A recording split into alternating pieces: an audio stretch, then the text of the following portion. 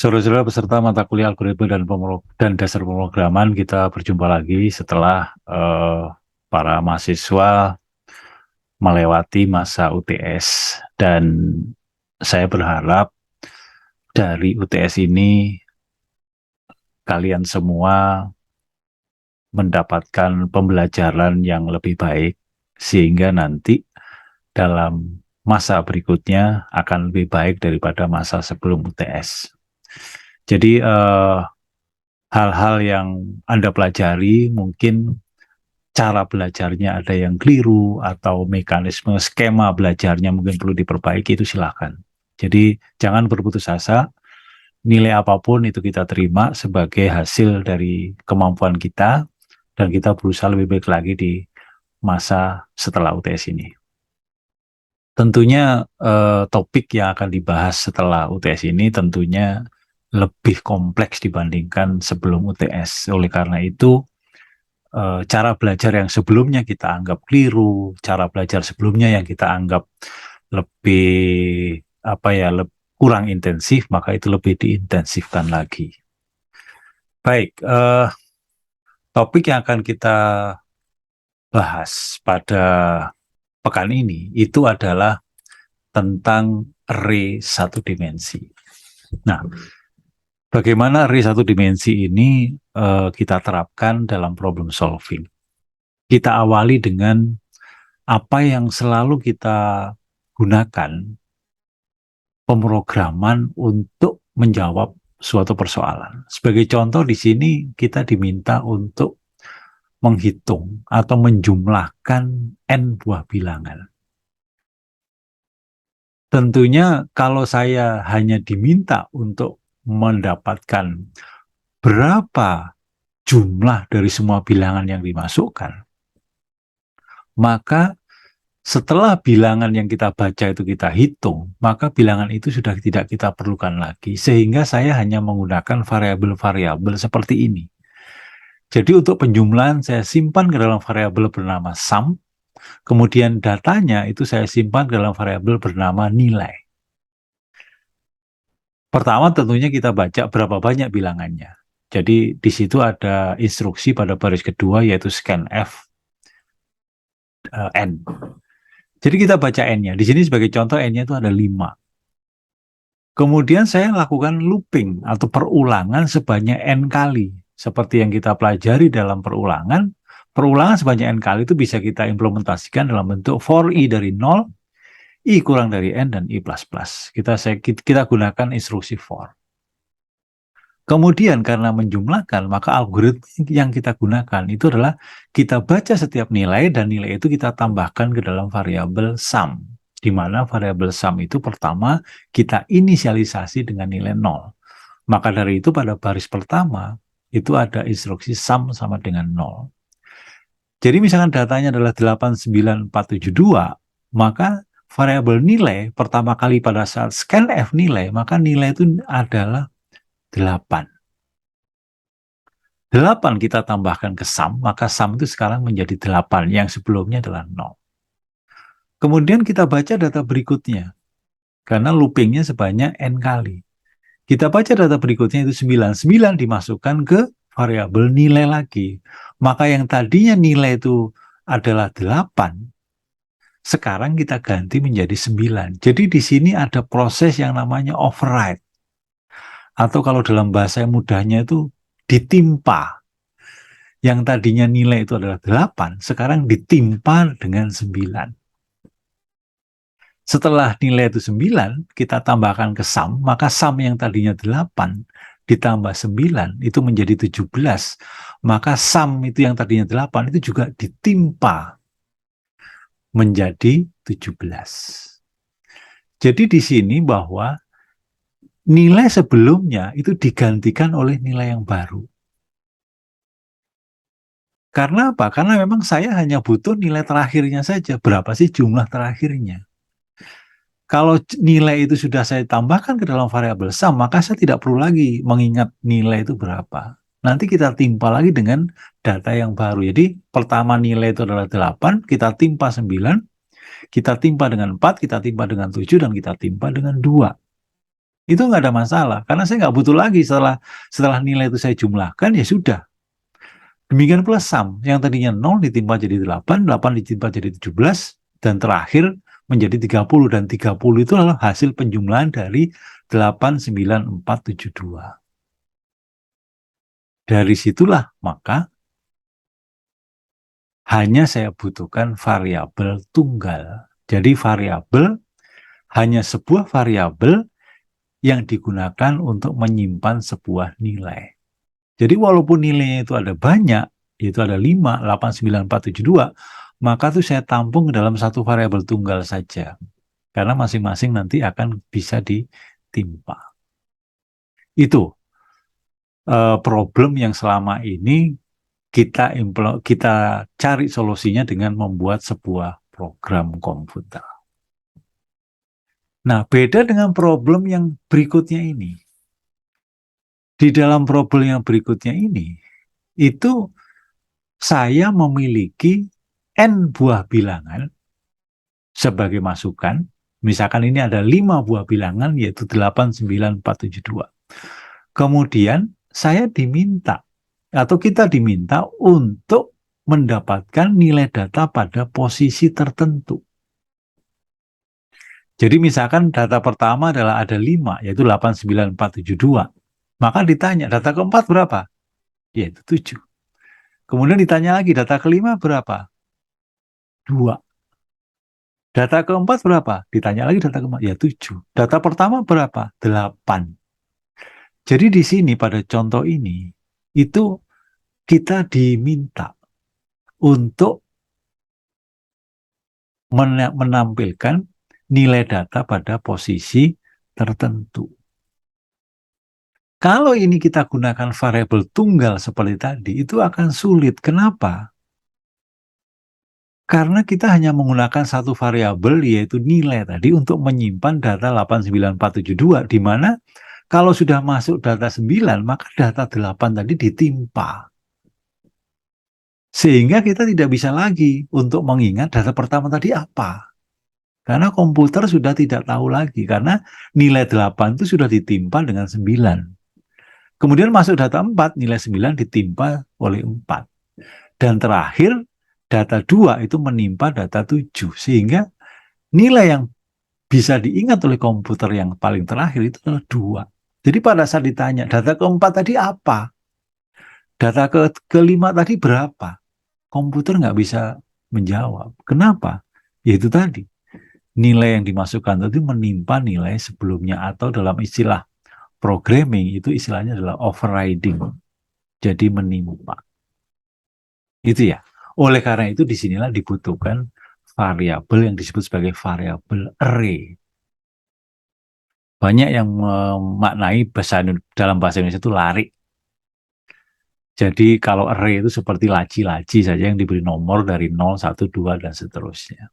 Jadi 8 itu kita masukkan ke dalam variabel tertentu pada indeks. Jadi variabel array itu memiliki indeks. Jadi di matematika kan Anda sering mendapatkan variabel misalkan X1, X2, X3, X4, dan seterusnya sampai Xn kan gitu. Maka indeks variabel berindeks inilah yang dalam pemrograman diimplementasikan dalam bentuk variabel array. Jadi 8 itu dimasukkan ke dalam variabel misalkan X pada indeks 0. Di dalam komputer umumnya indeks dari suatu array itu dimulai dari angka 0. Jadi 8 itu dimasukkan ke dalam X0. 9 disimpan ke dalam X1. 4 disimpan ke dalam X2. 7 disimpan ke dalam X3. 2 disimpan dalam X4. Jadi itu yang namanya variabel array. Jadi nama variabelnya sama, semuanya adalah X. Jadi 8 disimpan ke X, 9 disimpan ke X, 4 disimpan ke X, 7 disimpan ke X, 2 juga disimpan ke X. Tapi masing-masing data itu disimpan dalam indeks tertentu. Jadi ada X0, X1, X2, X3 sampai X4. Dan inilah yang kita kenal dengan variabel array atau variabel berindeks. Jadi ini juga kita bisa analogikan dengan variabel berindeks dalam matematika. Jadi ada X0, ada X1, ada X2. Jadi kalau kita punya N buah data, maka itu disimpan pada indeks ke 0 sampai dengan N-1. Kenapa N-1 bukan N? Karena kita mulainya dari 0. Cara penulisannya itu tidak seperti di matematika di mana indeksnya itu diletakkan di subscript di bawah. Tapi kalau dalam pemrograman itu disimpannya dalam bentuk indeksnya itu diapit oleh kurung buka dan kurung tutup besar. Jadi kurung siku. Seperti pada poin kedua. Jadi variabel berindeks diimplementasikan dalam program berupa array, yaitu X dalam kurung 0, X dalam kurung 1, X dalam kurung 2, sampai X dalam kurung N kurang 1. Di mana N itu kita kenal dengan ukuran array. Jadi sekali lagi yang perlu Anda perhatikan bahwa selang indeks atau nilai indeks itu dimulai dari 0 sampai dengan N-1 untuk menyimpan N buah data. Gitu ya. Jadi variabel array itu adalah bisa kita analogikan sebagai variabel berindeks. Jadi kalau misalkan datanya itu 28 minus 570, maka 2 itu disimpan dalam X0, 8 disimpan dalam X1, minus 5 disimpan dalam X2, 7 disimpan dalam X3, 0 disimpan dalam X4. Jadi elemen pertama disimpan di X0, elemen kelima disimpan dalam X4. Demikian seterusnya. Oke, jadi kalau kita definisikan bahwa array itu adalah kumpulan elemen dengan tipe data yang sama. Jadi nggak bisa kita menyimpan data, misalkan pada indeks ke-0 itu datanya adalah bilangan bulat, pada indeks ketiga itu dengan bilangan float misalnya, itu nggak bisa.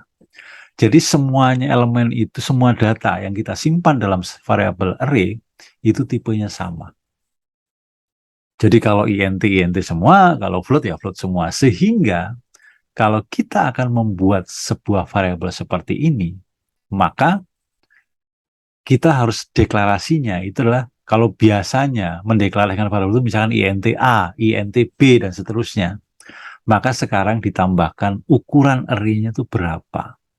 Jadi kalau int X dalam kurung 5, itu berarti saya mendeklar sebuah variabel array X dengan indeks 0 sampai 4. Ingat, indeksnya itu selalu dari mulai 0. Jadi kalau int X5, maka itu adalah X0, X1, X2, X3, sampai dengan X4. Gitu ya. Nah, array itu macam-macam. Tapi pada pekan ini kita mulai dengan array yang sangat sederhana, yaitu array satu dimensi. Array satu dimensi itu artinya apa? Indeksnya itu hanya satu. Jadi kalau posisi data secara geometris itu hanya dikenal satu. Jadi data pertama, data kedua, data ketiga, data keempat, dan seterusnya. Itu adalah satu dimensi. Tapi kalau ada misalkan baris pertama, kolom kedua, baris pertama, kolom ketiga, dan seterusnya, itu kan dua dimensi. Tapi untuk saat ini kita fokus saja ke dalam satu dimensi dahulu, di mana dalam matematika itu biasa kita kenal sebagai vektor.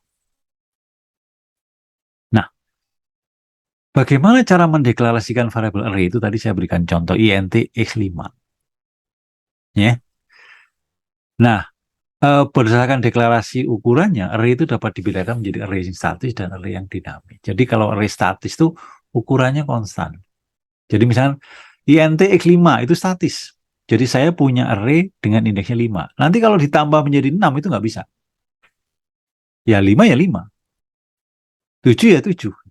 Kita nggak bisa nambah-nambah di tengah-tengah, nggak bisa. Jadi kalau sudah mendeklar ukuran array-nya 5 ya 5.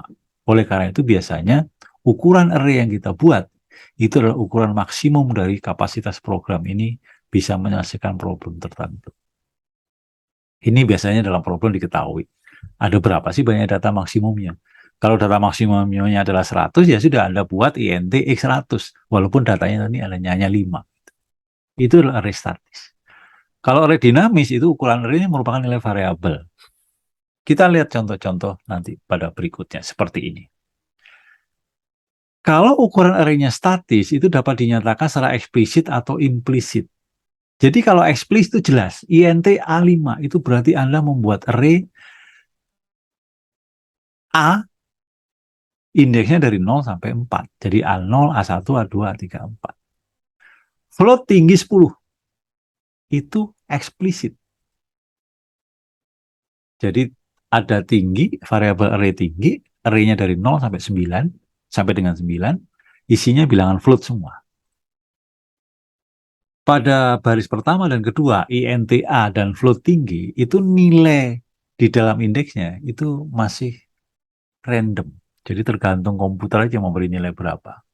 Karena kita tidak memberikan nilai apa-apa di sana.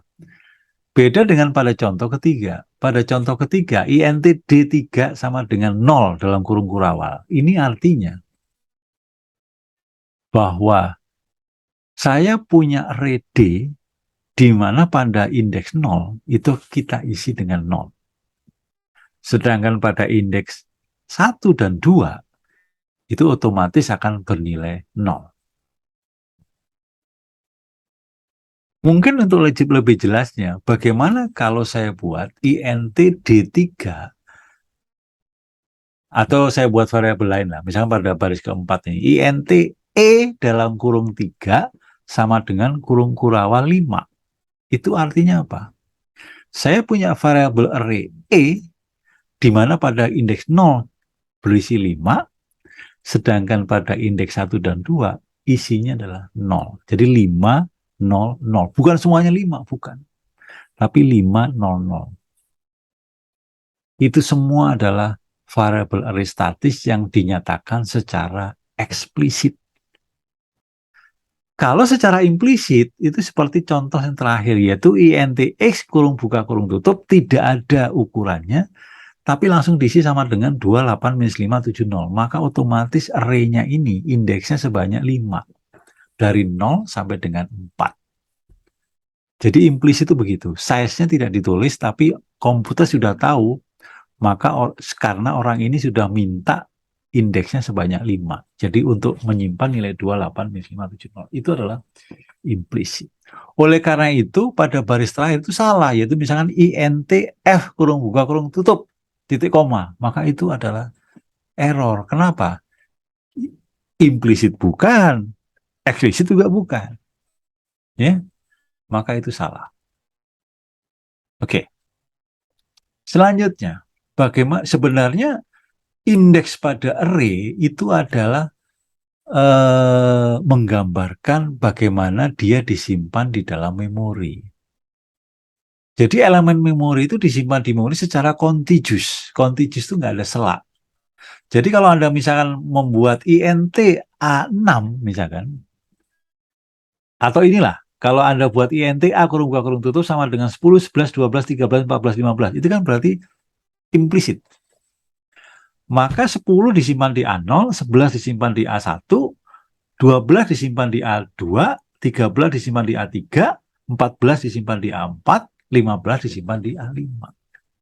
Kemudian Anda buat X sama dengan 100, maka X itu disimpan di sel berikutnya.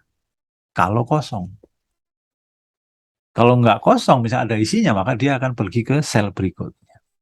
Sehingga kalau ada perintah print FA6, padahal A-nya kan cuma berapa tadi? A-nya itu kan ada 6. Indeks terakhir itu A5. Tapi Anda minta A6 itu berapa? Ini jawabannya bisa macam-macam. Tapi umumnya dia akan mengambil nilai setelah A5. Nilai setelah A5 itu berapa? Ya 100 karena X-nya itu menyimpan nilai 100. Jadi output dari potongan program ini adalah 100. Ya, jadi karena dia mengakses di luar selang. Tapi kalau Anda membuat program seperti ini, kemudian Anda compile, maka Anda itu diberi warning. Warningnya apa? Anda itu punya indeks array A itu sebanyak 6, jadi dari 0 sampai 5. Kok Anda minta A6? Maka Anda di warning. Ya, bukan error tapi warning di sini. Oke. Itu kaitannya antara variabel array dengan alokasi di memori. Jadi itu adalah bisa kita analogikan. Nah, Ini yang menjadi sering pertanyaan. Berapa batas maksimum ukuran array dalam C? Itu sebenarnya tidak ada batasnya. Artinya tidak ada batasan yang pasti. Apakah 1 juta? Apakah 1000 saja? Ataukah berapa? Itu kita tidak tahu. Tapi yang bisa dipastikan bahwa itu adalah terbatas. Jadi kalau Anda misalkan punya data 2 miliar, kemudian Anda simpan ke dalam array, itu nggak akan bisa. Nggak mungkin array itu sampai miliaran. Paling banter itu ya ratusan ribu. Tapi Anda coba saja. Sehingga dalam membuat program yang menggunakan array statis, ukuran array itu biasanya didefinisikan dalam bentuk konstanta. Jadi misalkan saya define size-nya 100. Maka dalam program nanti kalau saya membuat variabel A dengan ukuran 100, saya membuatnya int A size. Jadi define itu adalah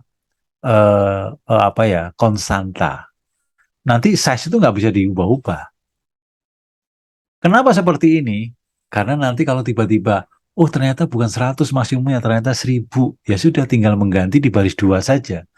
Program induk di dalamnya, program utama di dalamnya tidak perlu diubah, hanya mengganti nilai size saja. Ini hanya untuk mempermudah. Boleh nggak pakai define langsung aja int A100 ya boleh saja. Ini hanya untuk memudahkan kalau ada perubahan-perubahan terhadap data. Oke. Sekarang kembali kepada problem tadi. Butuh berapa nilai n-nya? Karena tadi kan diminta Anda membaca n buah data, kemudian Anda ditanya posisinya di mana gitu. Oleh karena itu seluruh data tadi itu kita simpan dalam suatu array. Berapa maksimumnya? Misalkan saya buat aja 100 lah. Jadi di sini saya define size-nya 100, maka di sini saya membuat int nilai size. Jadi artinya nanti tersedia indeks dari 0 sampai 99. Kemudian saya baca data n. Data n, kemudian di sini i sama dengan 0 sampai i kurang. Ini looping sebanyak n kali saya baca, langsung saya masukkan ke dalam indeks nilai. Jadi data pertama yang tadinya 8, saya masukkan ke dalam nilai 0. Data berikutnya 7 misalkan, saya masukkan ke dalam nilai 1. Data berikutnya 9, saya masukkan ke dalam nilai 2, dan seterusnya. Sehingga, kalau ditanya, berapa data pada posisi keempat? Data pada posisi keempat, itu kita ingat kan indeksnya mulai dari 0. Kalau data itu dimulai data pada posisi keempat, maka sebenarnya indeksnya adalah 3. Kenapa? Kan indeksnya dari 0. Indeks 0 itu untuk menyimpan data pertama. Indeks 1 untuk menyimpan data kedua.